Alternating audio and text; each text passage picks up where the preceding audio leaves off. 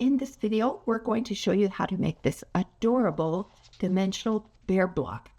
It is just one of a kind. It's one of our best sellers, and it comes with a full picture tutorial to each step and the full pattern pieces.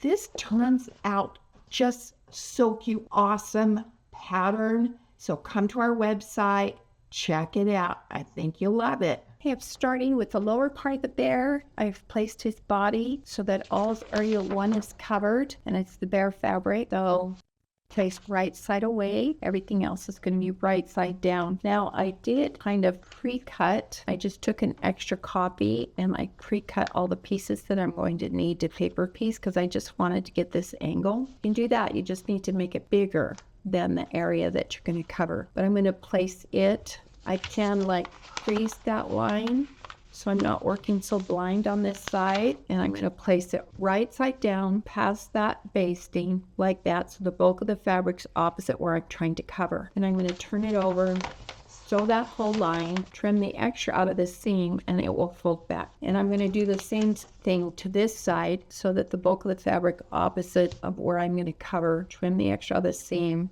and fold it back. Then I do the same thing with this bottom part. So it is area 4. I've done 1, 2, 3, 4. Bulk of the fabric opposite is where I'm going to cover, and then it folds back, press, trim the extra out of the seam, cut it out on the outside dash line. Then the little feet were sewn all the way around, just a little slit at the bottom, towards the bottom, 1 layer of fabric, turn right side out, and it's going to be placed there, and you're going to stitch around where the pad is. Just cut the paper pattern out and it will enclose the opening. Now to do the upper part of the bear, I've again pre-cut my pieces. You don't have to do that. You just whack a piece of fabric if you want. This is a little more exact to get those angles. I made it bigger than area 1, cut it out of background fabric, placed it on this unprinted side of the paper pattern right side away.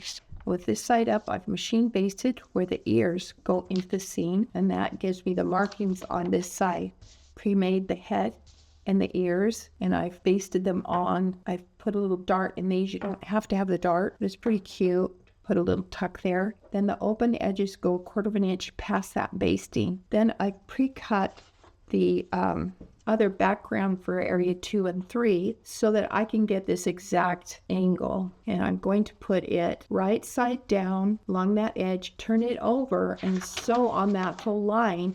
Then it will open up and cover that area 2. And I'll do that for area 3. And then I trim the extra out of the seam, press them back, and you can lift that little chin, cut it out on the outside dash line. The ears are going to tuck back or tack back. This muzzle was sewn all the way around, just 1 layer trimmed or opened so that you can turn it. Then I'm going to blind stitch that muzzle, and the blind stitch goes up under the muzzle, not right on the edge. Here I've got my lower part done. I'm going to lift that chin and I'll attach these, the upper and the lower, together.